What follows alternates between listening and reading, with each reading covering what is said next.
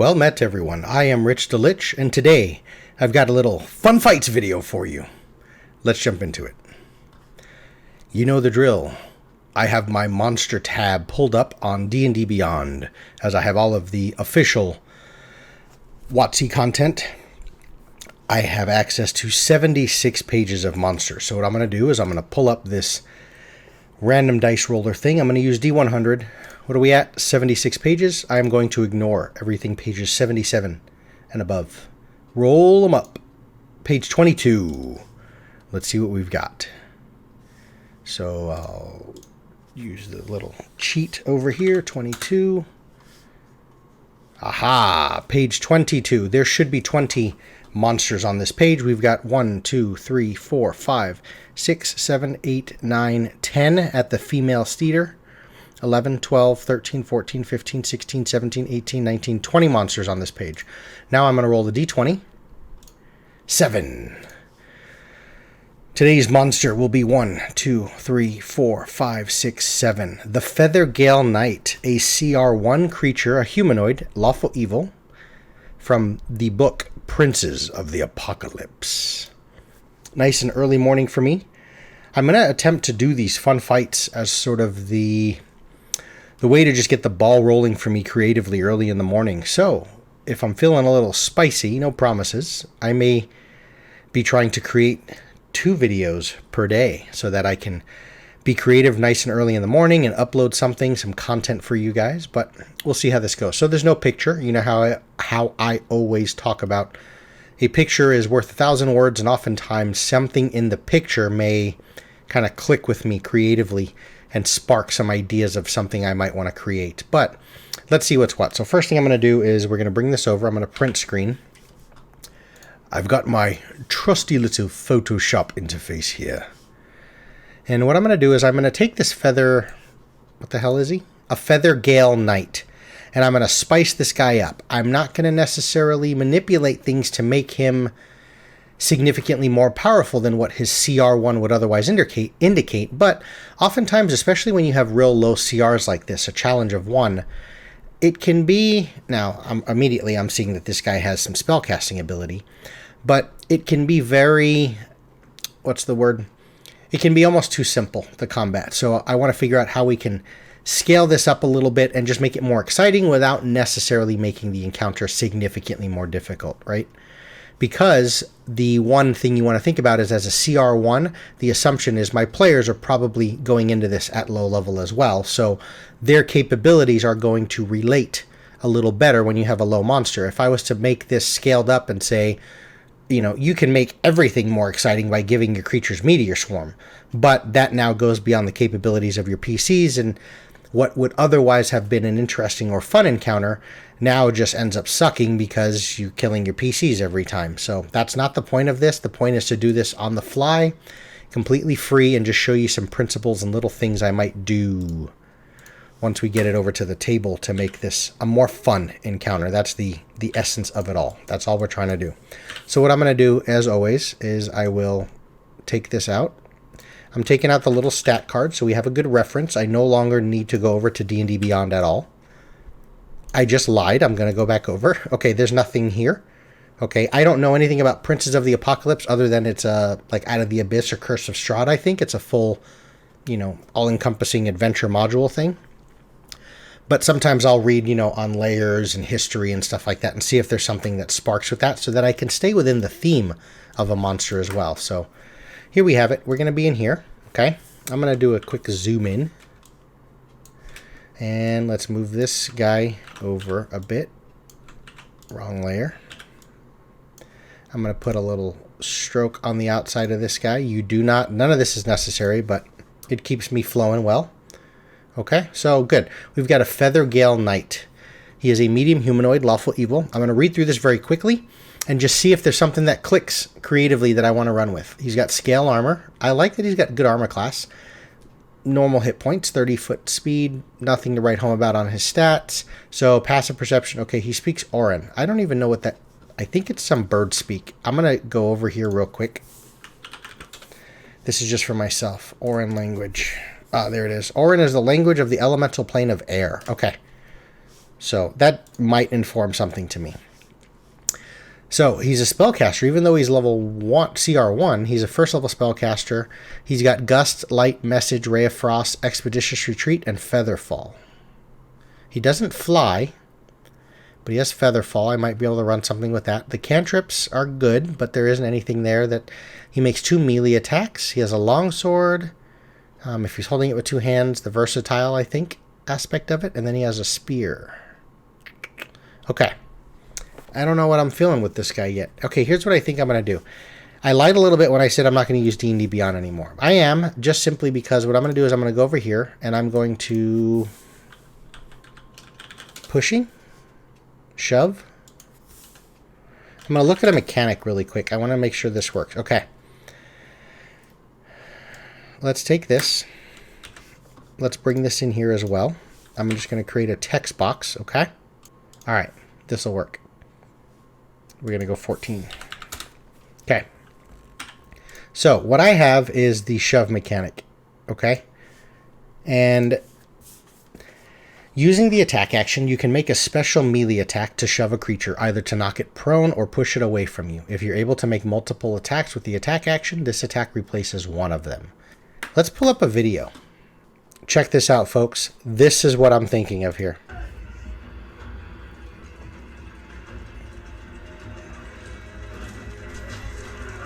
I understand copyrights exist and all this stuff. Folks, I am not claiming to have been affiliated with or being the creator of 300. Kind of no dumb moment, right?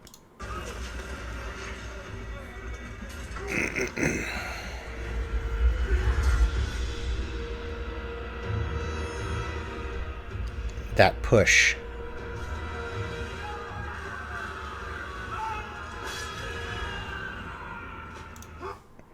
All right, so what I'm thinking of, right, and why, where that's coming from is, let's take a look at this dude. He's got a spear. He has Featherfall. Okay, they speak the language of the elemental plane of air, even though he doesn't fly. So what we're gonna do is we're gonna create a new layer. Okay, I am going to create this situation where there's this going on. Okay, we'll add a little organic here, I think. Boom. Maybe like that. Okay, we'll keep it nice and focused in here. Okay, so here's what we've got. All right, we've got this fun little bit going on right here. And this is the, there's a cliff edge right along here.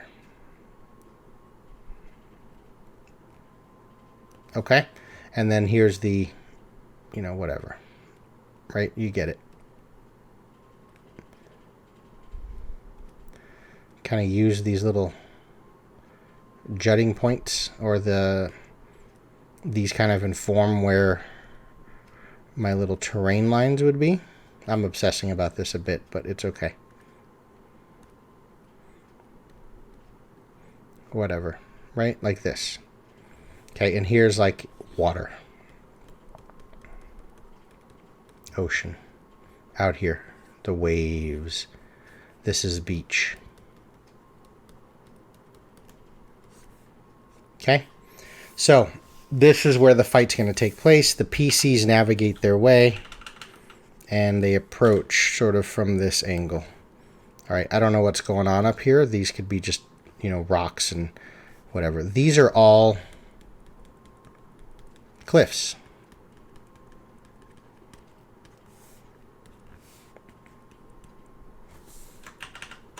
All right, clearly there's a big cliff edge here. So I don't need a bunch of terrain and things to hide behind and all this other stuff. It's a pretty open encounter, but we'll use our colors, right? We're going to go green for the group. So 1, 2, 3 PCs versus, let's just say, 5 dudes. Okay. Yeah, they could be slinging a little bit of, well, most of their spells are more trickery stuff. They got Featherfall and Expeditious Retreat, and they have a spear, which is giving them some range, but they're not going to throw those spears. I'm thinking of, you know what? We need to reverse this. We need to reverse this. The PCs walk in, so let's do a little bullet point real quick. Okay, let's go for black. PCs move to cliff edge. You know these are cliffs. We're going to get rid of this to clean it up. To get objective.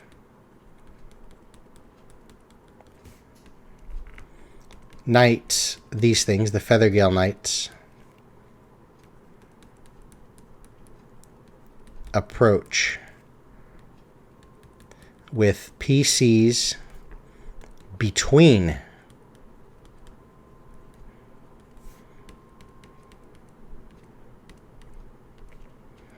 cliff edge.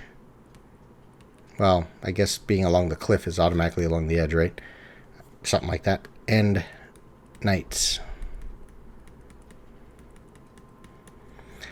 I'm not going to obsess too much about... I want to leave a little bit of ambiguity here, or whatever the word is. Just something for the DM to calculate some stuff out. Somehow the PCs come in here, right? And then this is objective. We'll just do black.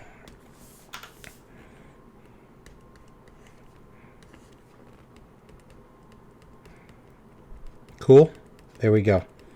That is their objective, is some here in the X. So somewhere, somehow, the PCs come in here and they navigate their way. I just need one path. They get over here, okay?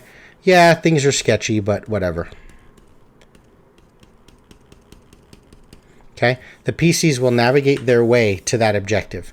And at some point, they go from here to here. They move from 1 to 2. Okay?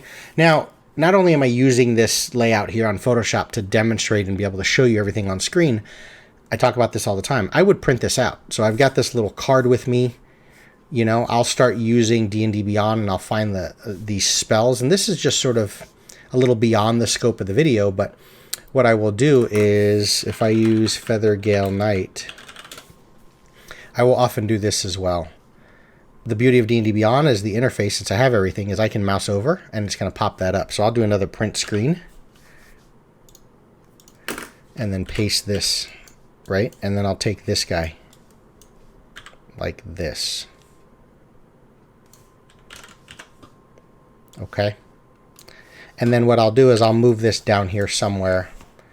I'll do the same thing with this sort of stroke layer just to kind of keep everything aesthetically looking good for me. It kind of just eases the mind a bit.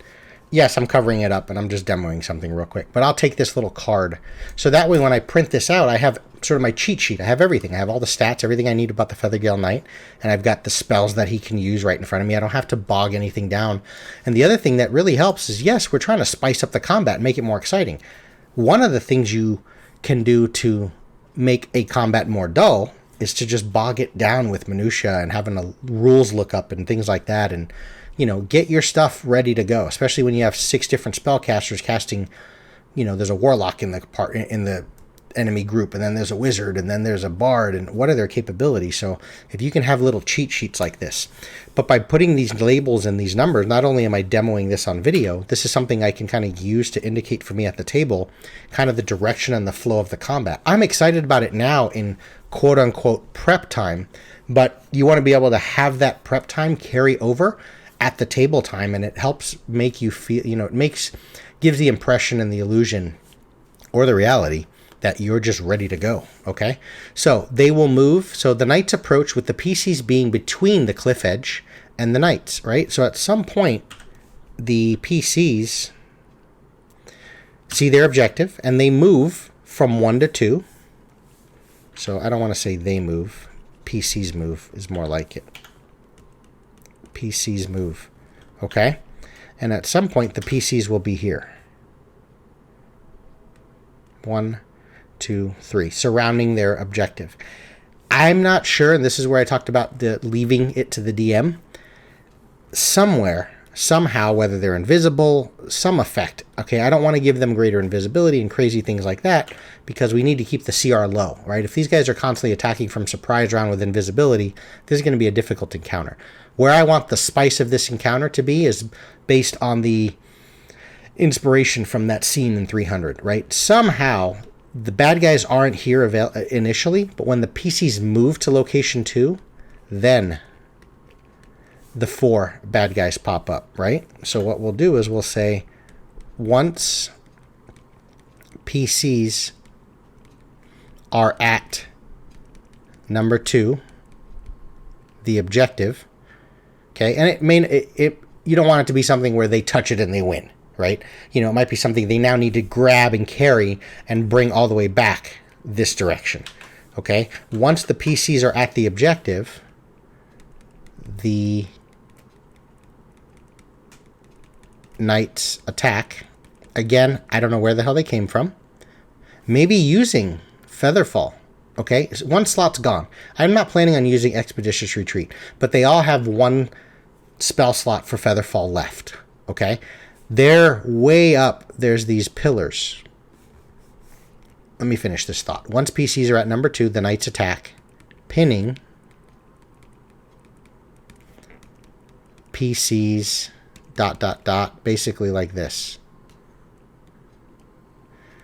with the PCs between the cliff edge. So now notice the PCs are here, the Knights are here, here's the cliff edge. Okay, maybe there's some architecture here, there's some pillars, right? Now remember, at low level, a CR1 encounter, the PCs probably don't have these crazy fly and all these other, you know, explorational type of, whatever that word is, the ability to kind of see the entire scene, right? So if there's 90-foot pillars, they can't see up there, right? They don't just come in approaching from flight and all this other stuff. The PCs are just straight up walking into here. And maybe the Knights, you know, there's a Knight here at the start. There's a Knight here. There's a Knight here and a Knight here. And then they jump off and just, you can add a cool sort of what DM monologue ambiance, you know, or atmospheric effect where just they hear this and they look up and they're like, what the hell? And they're looking around and you just see these floating. Number one, that adds an illusion, you know, or the impression that, oh my God, what are we up against? Like, these things we don't have the ability to fly. We're freaking level 1. They're just using Featherfall, right? But they jump off. But the point is, we're in the 300 scene. I want the bad guys to be here. I want the PCs to be here. And then the big death ball. And the problem is now there's a fight along this cliff edge, right? So if I was to move this around a little bit, and we have sort of version 2, this is safe area. This is fall to death. Okay?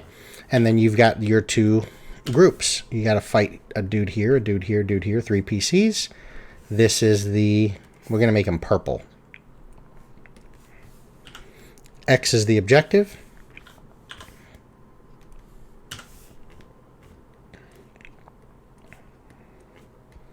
There you go. Green are the PCs. Purple X is the objective, and red are the bad guys. There's 4 versus 3. But if it's along this cliff edge, okay, this is sort of a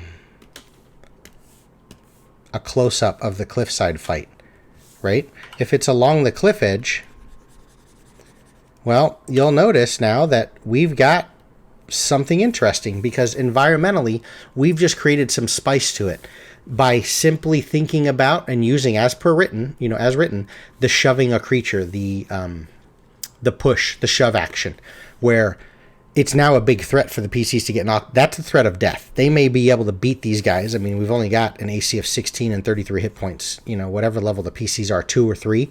If the PCs don't have a bunch of Featherfalls clicked up and they don't have fly and stuff like that, this is now a problem encounter. But just inspired by reading They have a spear, so they're kind of poking and pushing them forward, right? You know what I mean? It just seems to fit. They have feather fall. They're not, see what I mean? Is you can think about, they don't have things that just immediately scream damage and kill and death and combat, right? They have spells, access to spells that don't seem immediately threatening.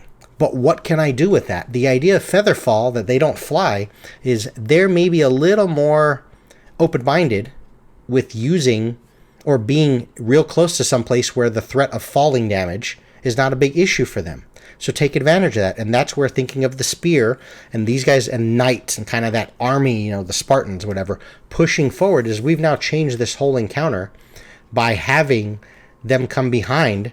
And now the PCs are sort of stuck in the middle. And now if the fight's taking, you know, place along the cliff edge, the shove action is a very real thing. So maneuverability, maybe PCs are now making themselves more susceptible to attacks of opportunity because they have to constantly move without disengaging and stuff like that, just to make sure they're always on the other side so they're not backed up against the cliff, that type of thing. So that's just the way that you can take a CR1 guy and make things a little more exciting by simply reminding your PCs that you're going to fall 7,000 feet and die. So there it is.